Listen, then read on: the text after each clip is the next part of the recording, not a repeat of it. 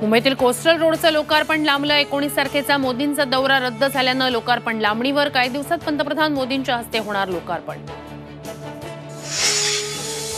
जितेंद्र आव्हाडांनी पवारांचं घर फोडलं. आव्हाडांमुळे अजित पवार शरद पवारांमध्ये अंतर. धनंजय मुंडेंचा आव्हाडांवर गंभीर आरोप.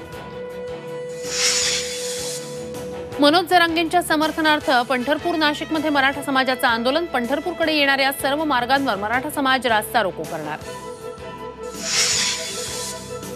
कोल्हापुरात शिवसेना शिंदे गटाचं अधिवेशन. निवडणुकीच्या तयारीसाठी मुख्यमंत्री शिंदे आज पदाधिकाऱ्यांना करणार मार्गदर्शन.